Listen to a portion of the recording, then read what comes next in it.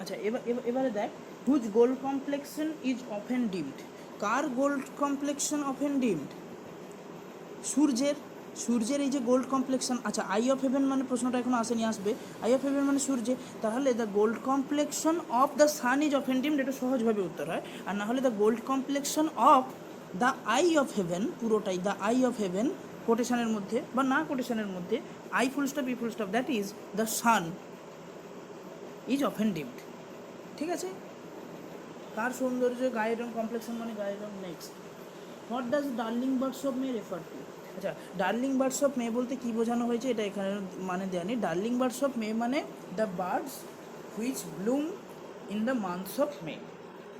ঠিক আছে, darling birds of মে মানে দ্য টেন্ডার বার্ডস, টেন্ডার মানে খুব কোমল নরম কড়ি হচ্ছে মুকুল, যেগুলো হচ্ছে মে মাসে ফোটে। The darling birds of May refers to the tender birds that bloom in the month of মে।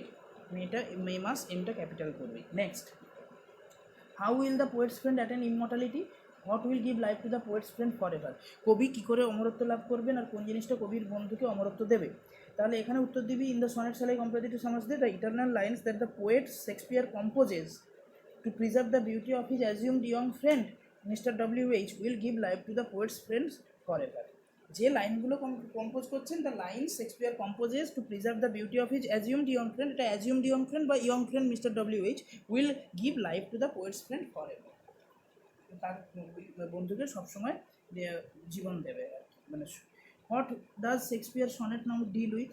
আচ্ছা, এটা কী সম্পর্কে ডিল করছে? তাহলে it deals with the Shakespeare sonnet number 18 is dealing with the immortality and superiority of his assumed young friend Mr. W.H.'s beauty over summer's day, which will withstand the ravages of time.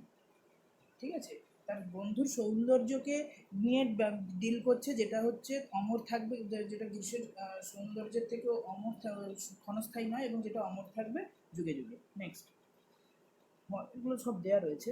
What is mean by eternal summer? Eternal summer বলতে কী বোঝানো হয়েছে? মানে eternal summer মানে এখানে এই যে thy eternal summer will shall not fade, কোথায় আছে ইটারনাল সামার? এই যে নিচে দেখ, ইটারনাল সামার মানে কী বলেছে? ইটারনাল বিউটি বা নেভার এন্ডিং বিউটি। ঠিক আছে, বা why the eternal summer shall not fade?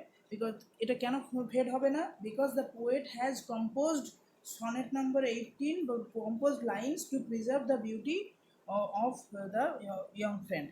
ঠিক আছে, ইটারনাল সামার মানে এই সামার মানে বিউটি বলেছি, প্রথম সামার মানে হচ্ছে গ্রীষ্মকাল, এটা বাট দাই ইটারনাল সামার মানে তোমার এই অমর সৌন্দর্য।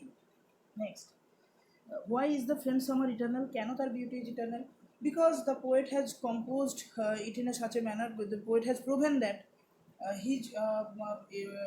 his beauty shall remain forever with the lines that the poet composes for him. এই কবিতার সাথে সে লিখে যাচ্ছে, that shall not fade with time, এই জন্য ইটার্নাল। আচ্ছা, according to the summer, how can eternal summer be maintain? কবির মতে ইটার্নাল সামার কীভাবে মেনটেন করা যাবে?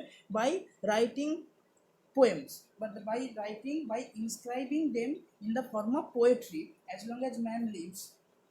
ঠিক আছে, by inscribing them in the form of poetry, এটা by the composing the beauty in the form of poetic lines, এইভাবে can be maintained eternal summer can be maintained. One, next, why does the poet not compare his friend to the summer's day? কবি কেন Summers ডের সাথে নিজের বন্ধুকে তুলনা করবেন না? Shall I compare thee to summer's day, এখানে পজিটিভ ইন্টারোগেটিভ মানে কিন্তু নেগেটিভ অ্যাসার্টিভ, কবি তুলনা করবেন না। Because his friend's beauty is more lovely and more temperate and than a summer's day, and like a summer's day his friend's beauty is not ক্ষণস্থায়ী, is not temporary, it is eternal. Next, what do rough winds do in sonnet number 18? Rough winds কী করে? In sonnet number 18 rough winds do shake the darling birds of May, May মাসের মুকুলগুলোকে ঝরিয়ে দেয়। Next, তারপরে অথবা এটা অনেকভাবেও আছে। Which part is played by the wind? বাতাস কী করে? The winds do shake the darling birds of May, এটা হতে পারে। বা what destruction do the rough wind summer wind cause? কোন ডিস্ট্রাকশনটা সামার উইন্ড কজ? বা সামার উইন্ড সেক্স, উইন্ডস হলে নাহলে উইন্ড হলে shakes, summer wind shakes the darling birds of May, এটা। বা which season is mention in the sonnet number 18? The summer season is mention in the sonnet number 18। ঠিক আছে, এই summer.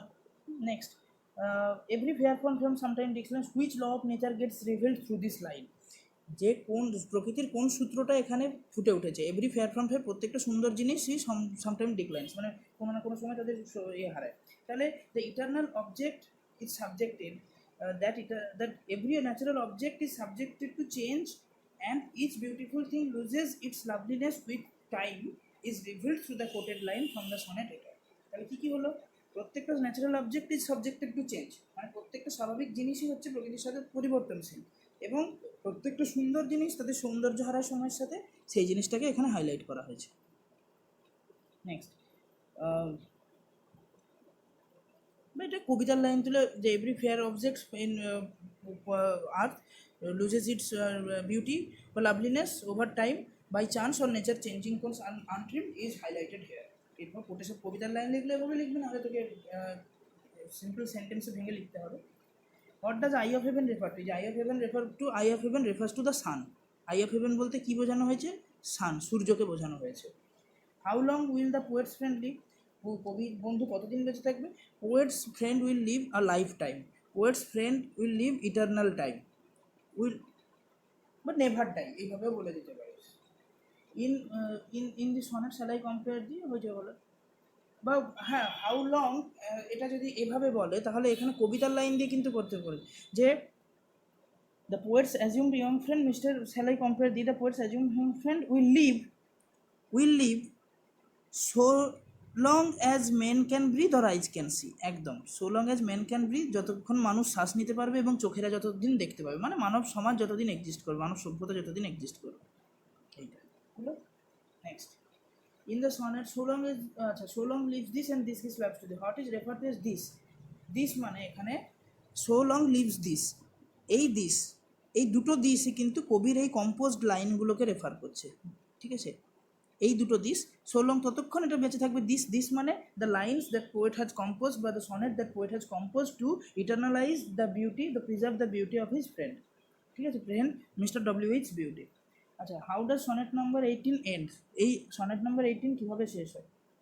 তাহলে sonnet number 18 ends with a firm determination, একটা শক্ত স্থির মনস্থির করা, to eternalize the poet's young friend's beauty so long as men can breathe and eyes can C.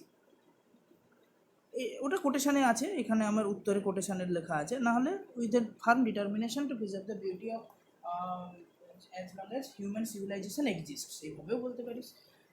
How does the poet differ eternal summer and summer day in the poem? আচ্ছা, eternal summer and summer day in the পোয়েমকে কী করে তফাৎ করছেন? তাহলে in the sonnet প্রথম সামারটা কী বলেছিলাম? আমি বলেছিলাম প্রথম সামারটা হচ্ছে গ্রীষ্ম ঋতু, আর দ্বিতীয় সামারটা হচ্ছে, আচ্ছা এখানে আমি দুটো সামারটাকেই ফোকাস করছি। দেখ, প্রথম সামারটা অ্যান্ড সামার্স লিজ, এইখানে যেটা আছে এটা হচ্ছে গ্রীষ্ম ঋতু, আর এই যে সামারটা আছে eternal summer shall not fade, এইটা কিন্তু তার ইটারনাল সামার, এটা সামার মানে বিউটি, দ্য ফ্রেন্ডস বিউটি। তাহলে the poet in this sonnet, in the sonnet shall I come by eternal summer, the poet means the summer, beauty of his young friend Mr. W.H. and by summer day, বা summer day, ওখানে কবিতাতে summer day আছে, মানে প্রশ্নে summer day আছে বলে summer সিরিজও যদি বলতো, summer day the poet refers to the regular day of summer season, regular day of summer season, এইটা। এই এতগুলো মোটামুটি প্রশ্ন